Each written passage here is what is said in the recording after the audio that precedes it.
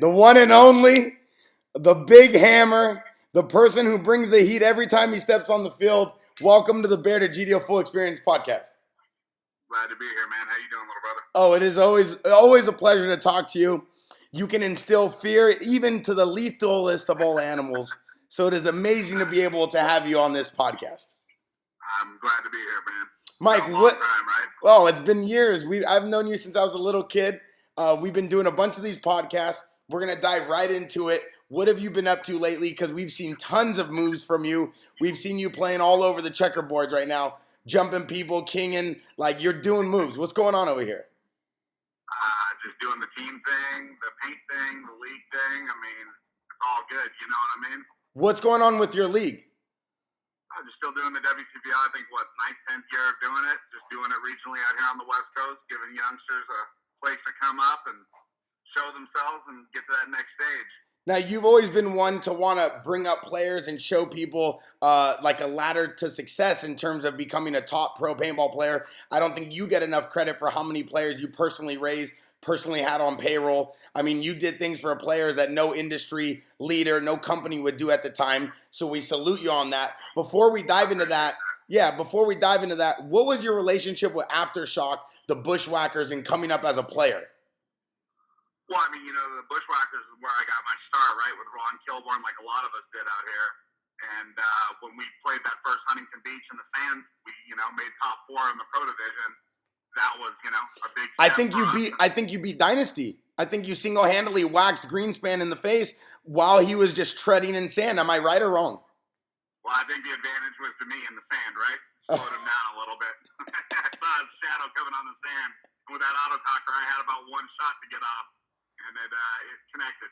But everybody gets lucky once in a while. But I came up through the Whacker camp, and within a couple of events, I was a young man, had a lot of attitude problems, and Ron and I just butted heads a lot. And Todd Martinez opened the door for me to get over to Aftershock, actually Shock Tech, and then Aftershock. And Rennick Miller took great care of me for a good amount of time there. And then I got the opportunity to come home, with kids and stuff. I had 2 young children. Just to get home and be able to play on Dynasty and be local was a big thing for me. So that's when I came home. But I still have nothing but respect and appreciation for Aftershock and everybody that's ever been on Aftershock. It's a unique group of people to ever play with, Was Aftershock probably the best team you ever played for, or would that be Dynasty? It would be Dynasty. I mean, there's no, I was watching your podcast the other day, like with Oliver, right? Like, there's no disrespect to any other team in any other format. We're not debating this. Dynasty is the greatest team that's ever played the game. Pound for pound and 10-man, 7-man. Yep. All the different mutations of X-Ball or Race 2 and this and that. They've consistently won. That's crazy, yeah. That's the end of that discussion. Did you learn how to cheat by Ron Kilborn, or did you have to teach yourself? I don't think Ron taught us how to cheat. I just think Ron knew where the gray area was and was very efficient at living in the gray area. And but Ron Kilborn, listen, man, Ron Kilborn, like, that guy doesn't get enough credit for bringing people up on the West Coast. Like, how many of us played on the Bushwhackers? I mean, hundreds, if not thousands of people played, on the Bushwhackers. And I was just a young kid on the 3rd 10-man team and worked my way up to the top with Pax and everybody else that played on the team. So, I mean, Ron Kilborn was a funny dude, right? Yeah. Like, at the end of the day, he would yell this and that, but, like, Ron's a great dude. I actually saw him at the NXL Vegas last year, which we're all a couple days away from heading back out there. Looked over, and there was Ron. It looked like he was even a day older, just walking around. That's crazy. I remember actually playing a 7-man pro event with you. We beat everyone. You tried to strangle Maximus Lundquist in the finals because he bonus balled me, and you and BC had to go handle him. It was me, you, Mini Mike, Kenny Rosenberg, CP Dan, Rodney Squires at Cal Jam. And you were going haywire. I remember that. Yeah, you were going haywire. You made Kenny Rosenberg run laps because he got shot off the break. So it sounds like something I might have done. Yeah, Mike, going into the aftermath thing, I think this is a huge staple. It's kind of like a Bushwhackers. You wrote your own chapter in paintball. You really did, in laying the foundation for what a real camp looked like. You had divisional teams. You had the pro team. You brought teams up through the ranks. I mean, we heard about the Chick-fil-A nights. We heard about the backpacks traveling. We heard about it all. What was the aftermath at the height of its camp? What was it that you were trying to do? Did you want the best pro players? Did you want to just keep breeding players for other pro teams? Did you want to be a coach? What was in your mind during those years? Because you had the best players in the world playing for you. Well, I mean, in hindsight, right? Like, I mean, we look back at it now. It's funny, Rainey, all of us talk about it. None of us realized back then what we had. We just didn't realize, like, it was a really special thing and maybe a once-in-a-lifetime thing, right? None of us realized what we had going on and how great it would be. I mean, our goal was never to make players for other pro teams. It was to go to paintball tournaments, have fun, do wild and crazy You guys had a lot of fun. Well, you had a lot of fun. It was a no-holds-bars cage match every time you were coaching a team. Yeah, but even off the field, we had a lot of fun, Like, oh, absolutely. We really did. And, I can't tell you what our goal was because we never had goals back then, right? Like, trying to get everybody not in jail and back from the tournament alive. Like, really, right? Like, you never knew what was – I mean, not that we were out breaking laws and doing – No, you guys were lawless. You guys were lawless. It was the Aftermath gang. It wasn't considered a team. You guys rolled into an event, red deep, 30 on the horn. You had Winston running around. Like, you guys were a gang. It was wild. It was the glory days. Yeah, I mean, we were all from the same block, right? Like, Yeah. We definitely jumped guys in at the beginning of it. Yeah. I don't know why we did that, but no, man, we didn't really have goals. And you're right. Like, I don't think I'm not an arrogant person. I'm an egotistical person. I don't need credit for what I did. But it's funny. I mean, I'm not part of the cool kids club at the NXL, so it'll never be spoken about all the guys that came up through our camp. No, I mean, listen, if we were to break it down, Alex Goldman, Rainey Stanzak, Ronnie then going to Ironman, you had all these guys at the time. Kenny Rosenberg was one of the best snake players at the time. You had all these kids that you were breeding, but what I think you did is you gave them an outlet to be themselves as players. Bobby Avilas, you brought back Chris Lasoya, you guys won an event. Like, you did things nobody, I think, at the time was even willing to risk. And the amount of money you put into your team, how much you think you spend a year on your pro team? Oh, back in the heydays, I don't know, 100, 200 a year. I mean, you were paying players. There was never a limit to what we did, right? And what was the practicing schedule like, and what were you doing for your team back then, you think, compared to how you do it today? Is it different? Is it the same? I mean, back then, all the kids were local, right? So we were at Roz at Todd's Field, the Field of Dreams that he built for us all, and we were there every weekend, right? I believe once Todd referred to me as Brett Favre more in the sense that I just never quit. We were there 52 weekends out of the year grinding. Yep. I played against you a few weekends down there. You were trying to choke us out. We had a crazy scrimmage that whole season because we were playing semi-pro. You had a pro squad, and we always played each other. I think I chased Marky around the parking lot. Yeah, you tried to kill him. I had to save you. I said, Mike, please don't do it to him. You said, all right, Bear, I got you. But yeah, you were. I think you cooled down a lot too. But back then, regardless of how crazy you were, how wild you were, I think you instilled that kind of in an Oliver Lang way into your team, and your team had that fight every event. Do you think it played well, being that you were the coach, you were so influential in these kids' lives? Well, I know I was, right? Like Mouse, all of us still talk. I have kids that aren't playing in the circuit anymore. I had a kid at the WC 2 weeks ago that used to play for me and just walked up, 10 years later and tried to take $100 out of his wallet to get me to go buy myself dinner because I bought him so many dinners. He wanted to pay it back. You know what I mean? That's crazy. And stuff like that, I'm thankful for it. Christmas time, Bobby Avilas will always send me a, hey, Hinge, hope it's well, hope the family's well.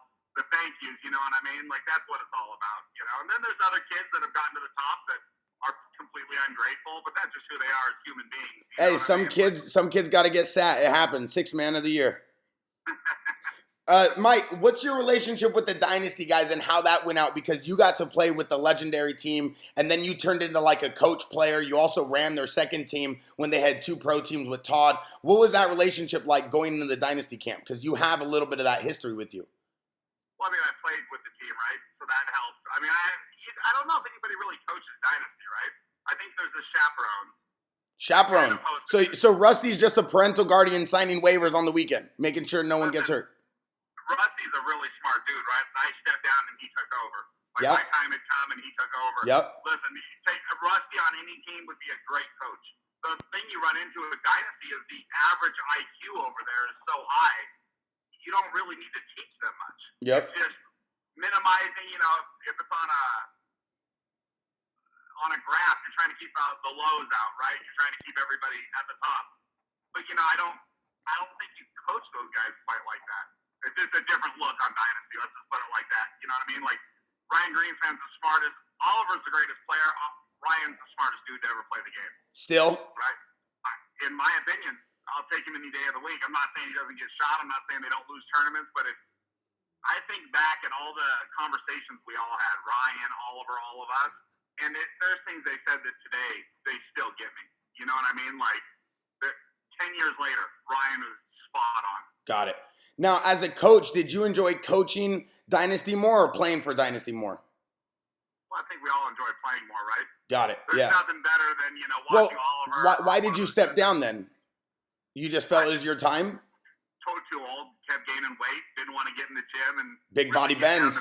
Big body Hinman. Like, yeah. Well, I think when we played that Home Depot Center in LA, the turf on the cement, that was my wake up call. Like Monday I couldn't get out of bed.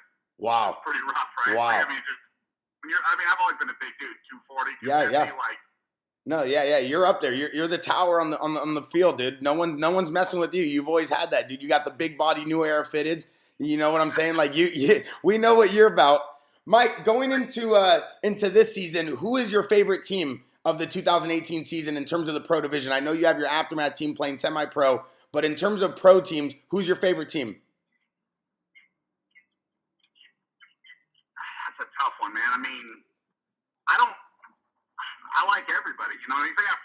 Impact. You got Mouse and all the guys over there, Rainey, all the guys that have come through, Dalton, Brandon Cornell that came up when I was coaching Ironman. Got 4 dudes on that team that came up through me, so I'm happy to see them win. Dynasty, I'll forever be a Dynasty fan. Got it. That twisted, you know what I mean? Got it. Like those are my boys. X Factor. How can you not like X Factor, right? Amazing kids. Amazing kids. Yep. Plus, they're cool dudes. Like, if you're walking into a dive bar, that's the team you want to walk in with because, it's going to be a fun time. Yeah. Like, outside the field, like, they're just good dudes. Yeah, Great absolutely. Guys, Absolutely. Those guys have always had a tremendous heart and compassion for the game. At the same time, they're awesome human beings. They like to have fun. Mike, in terms of players, who do you think is the best player in the league right now?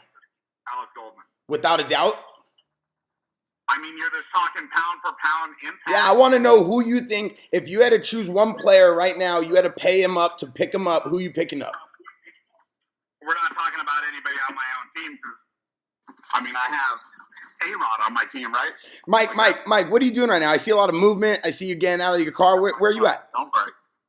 Just pulled up to the crib. Wow, I love it. We're getting full access, behind-the-scenes footage from Mike Hinman.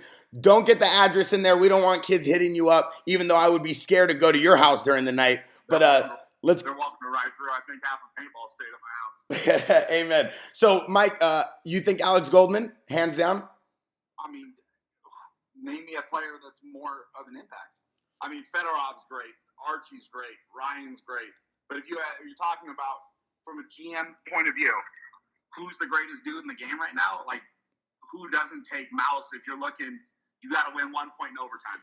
You're not going to put Mouse on the field? Love it. No, I agree with you. What do you think it is, though, from your standpoint? You've been such a knowledgeable coach. Regardless of the antics, regardless of the attitude and what people think about you, you can't deny your knowledge of the game is at an all-time high. You've only been getting better. What do you think it is? Because your opinion is so valid. What do you think it is that makes Mouse so good, so incredible? And he came up through your camp. So what do you think it is?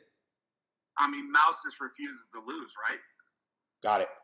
And he's got grit. He's come a long way as a human being, right? Like when we first got together, he was just a little kid, right? Oh. He was so light at SC Village, he couldn't even slide on the dirt on fields out there because his body didn't have enough force behind it, Yeah. I tell this story to people, right? Mouse at one point took one event off at the beginning of the season to go run track and field. I believe he went to, was it Mount Sac or one of the local track and field and got a medal in it just to prove that he could do it and then came back. Yeah. You know what I mean? Yeah. I remember I was playing 3-man events with him as a kid. I grew up with the guy. You were coaching me as a kid too. I remember seeing Mouse and everyone always said like this kid has that little secret touch. But do you think your camp, in terms of the way you trained your players, was impactful compared to other camps if he would have gone to another kid as a team? I think any of the kids, look at Dalton, right? Dalton's there. I mean, Marcelo, like those kids all started out together. You know, like would it have been different? I mean, maybe it'd have been better, right? That's hindsight. Who knows? Yeah. I think it did have a big effect on him. You Yeah. know? I mean, he came here, he went to Ironman, came back, went to Ironman, came back again. Like he always came back to home because it was a family for him. You know? And like family, we fought, we this, we that. But Mouse, you know, listen, with Mouse, I showed that kid a door. Yeah. That kid walked through it all on his own. Absolutely. I take no credit for what he's done. Absolutely. Because he as a man has decided, and you know, I'm sure like all of us, right? Like he's at the end of the season, we're like, do I just want to keep doing this? But Mouse wants to keep winning championships. He wants to be the best. Like Oliver, you know what I mean? Like there was always some headbutting between him and Oliver. And hear Oliver say that, you know, between him, Short, and Spick, it's not even a question. Mouse is on his own. I mean, that's one of the greatest player to ever play. To say Mouse is on a whole nother level. Who, in your opinion, Spick or Short, who's better? Two different players. If you had to choose a snake player for your squad, who are you choosing? A snake player, I'm going to take Kyle because he's a primary snake one, right? He knows that's what he's going to do. You can put Short anywhere on the field. You think he still has it? This year, but that's only because Short has had enough. Short's game has not passed him by. We played them the last 2 weekends at Camp E.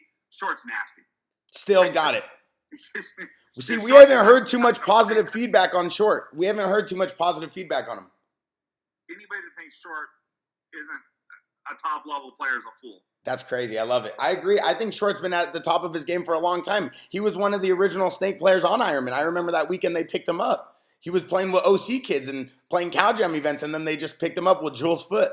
I mean, it was a crazy weekend.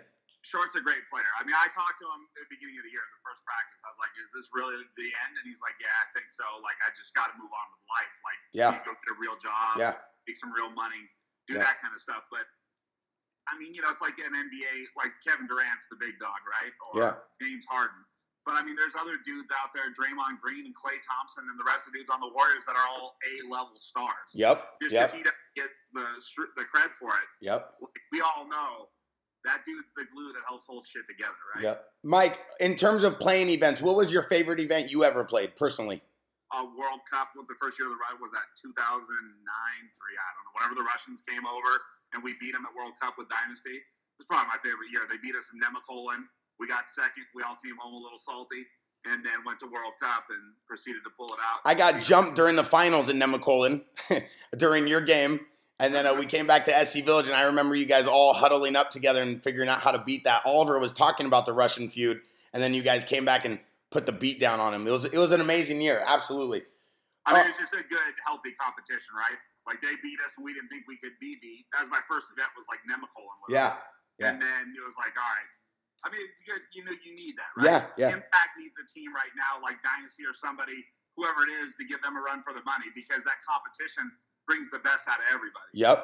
Mike, as a coach, what do you look for in a player? Because you've been so influential in the paintball league at finding pro paintball players that haven't been developed yet. They go through your system. Next thing you know, they're the top. Like I said, Marcelo, Dalton, Alex Goldman, Rainey Stanza. The list goes on forever of the players you develop through your system. What is it you look for? Because I feel like you find these unmolded players, you put it together, and you send them on their way. You got to find people with grit. Explain that to the kids that are watching this. Just tough human beings. Okay. You know, we all come from different, it's funny, right? You look around like the new Aftermath, we got a dude from New York, dude from Chicago, 2 dudes from Canada. But you just look around and they're gritty human beings. You know what I mean? Like they're ready to get down at the moment call. Hinman blows the whistle, they're throwing down. Prime example is this, you know, David Varga gets delayed on his flight coming out here. He doesn't land to LAX till 2 a.m. Saturday morning. He's still at the field at 8 in the morning, playing till 5 o'clock at night, and there's no lunch break in there. There's no, like, I mean, we're literally getting down. I mean, we shot 200 cases of paint easy this weekend. You know what I mean? Like, and he's happy. He's the first one out there, like, you know, talking trash, let's go, boys. Like, he's not looking for an excuse to get out of it. He's looking for an excuse to get into it. You talk about paint. What's your relationship now with APX? What's going on with that now in terms of you're stepping into the business side of paintball now? Well, I mean, I own the majority of APX. That's what's happening with it. You know what I mean? What's your plans for it? Just make good paintballs, right? That's it? Simple. Like, every case of paint we send out of our facility is a good case of paint, whether it's a rental case, whether it's, you know, some practice paint for tournament dudes or a tournament ball. You know, we're making HK's high-end tournament paint. People will see it in Vegas. I mean, we're making good paint. We need more people pushing the bar, right? No matter what part of paintball you're in, competition drives us. If there's nobody to compete against us, what makes us keep striving for greatness? Yeah, no, I love it. And I think that you're definitely always been one that strives for greatness. You leave it all on the line. You hold nothing in. You've been one to always be an open book, especially with your words. You're loud, you're vocal, you're aggressive. Hands are throwing at a moment instant with you. Over the years, who has been one that you've always butted heads with in the league as a player, as a coach? We always see these rivalries. Who's been like a personal rivalry of yours in the league? Like what you said, listen, man, I want to get along with everybody. Yeah. But I'm not going to be disrespected. It's just not going to happen. Yeah. Take that Who's disrespected you over the years? Nobody. They know better? No, I mean, but I don't come disrespectfully at people, though. Yeah. Right? We know you as, I don't think that the newer generation of paintball players know you as, you were one of the most, you put so much heart into coaching your teams. You were out there. Your team were your kids. It was true fact with you. It's not this cliche, these are my brothers. No, you were like the dad. And anyone who came at your kids incorrect had to come through you, especially when traveling. You rolled deep. I mean, you had this aura with the Aftermath kids. What was it about that? I'm trying to look out for your little brothers, right? But on the same token, don't get me wrong, if one of my Aftermath dudes disrespected somebody else and bit off more than he could chew, and he was going to have to deal with it himself. I'm not going to fight somebody's fight for him. We had many of those battles over the years, and you would... On the same token, we would all rather get along. I don't think Aftermath teams that wants to go get into conflict with people. Yeah. I think we find in the sport of paintball, there's a lot of people that write checks with their mouth that their body can't cash. Love it. Love it. It's just what it is. But I mean, I'm getting older. I don't want to get into all that.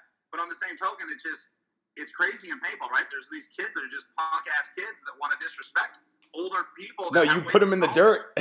You put them in the dirt over the years. We've seen it. But it's been, see, that style of paintball, I think you brought to a whole nother level because you created a competition on the weekends because there was so much intensity. You brought the level of play to another level. And I really believe, even with all the craziness, it was healthy for what we were doing because we were all pros. We were all semi-pros at the time. And you never let it be like, yo, this is just a basic day. It was always 150%. And if you didn't... You got to play paintball like it's the last day you're ever going to play paintball. Love that. You get, live calls. Love that.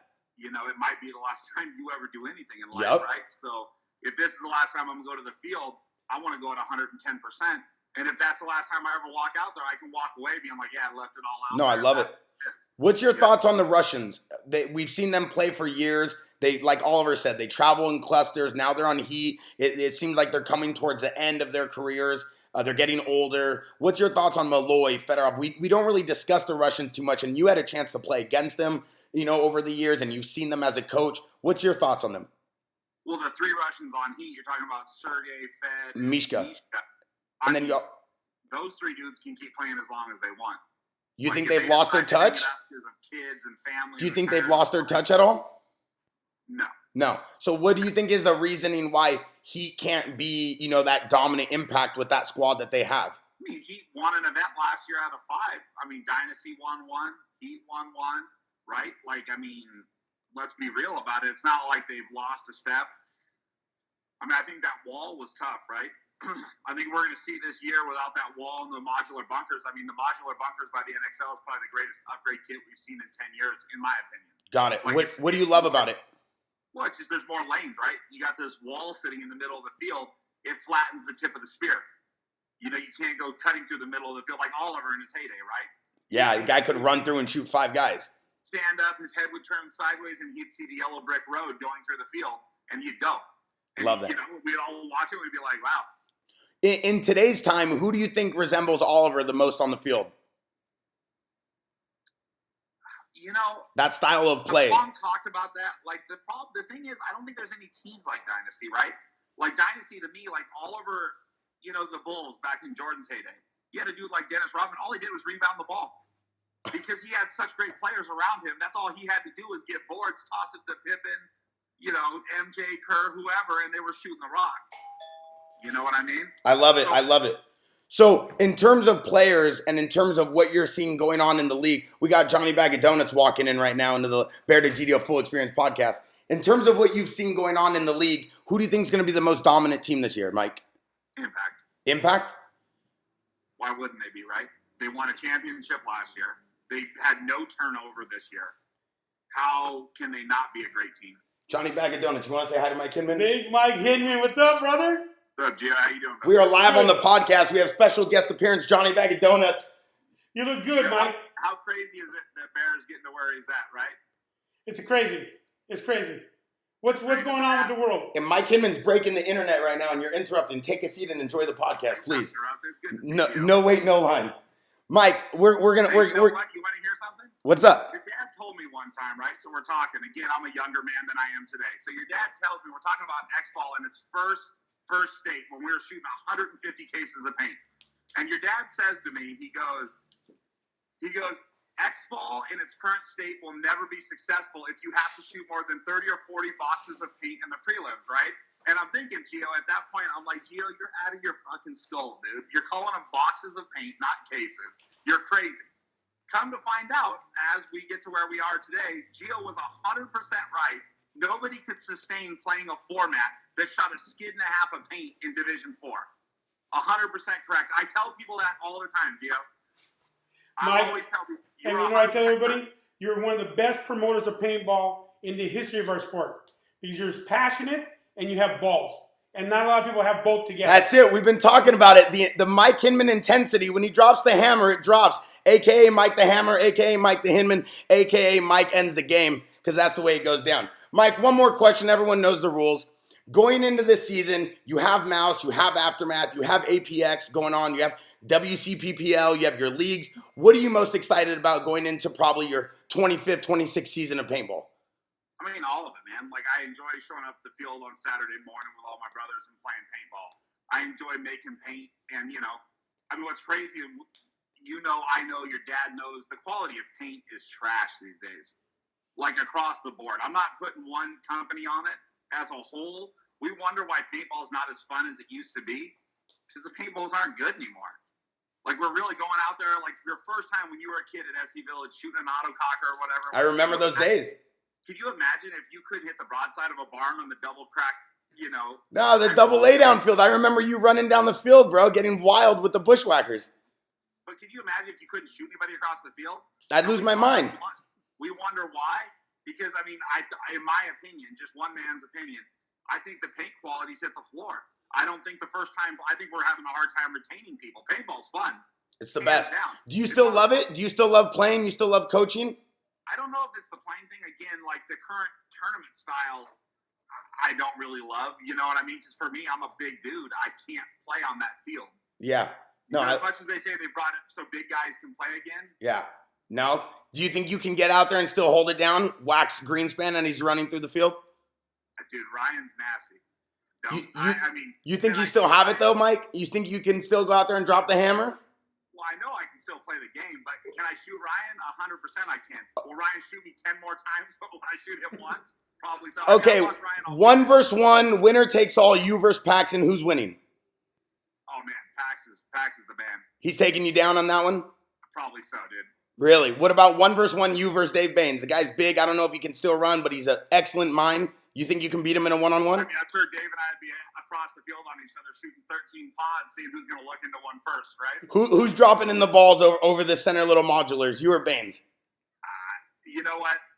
I'm not going to throw stones at any of those dudes. I think I can beat any one of them. But I love it. I love it. So Mike Hinman thinks he could beat Dave Baines and Paxton. We might have to get this going at World Cup. Who knows? We might Mayweather Promotions may come in and put this together for us. We'll see. Maybe McGregor takes the card. We don't know. Mike, we appreciate you being on the BearDegidio Full Experience podcast. We're excited for what we're doing, what you're doing, the sport, the league, the paint. You're continuing to develop more players. You're not missing a beat. I wish you best of luck to Aftermath. I know you guys are going to be killing it this year. Make sure you kids stay smart. No fighting in the pits. No flipping people inside out. No destroying hotel rooms. We know the stories. We know Aftermath comes in like a tidal wave and they leave nothing in their surrounding areas. So make sure you keep those kids on point. We hope to see you guys on the podium. I appreciate it, Bear. I definitely keep doing a good job with what you're doing, man. Keep asking those uncomfortable questions. Right? You're the man, dude.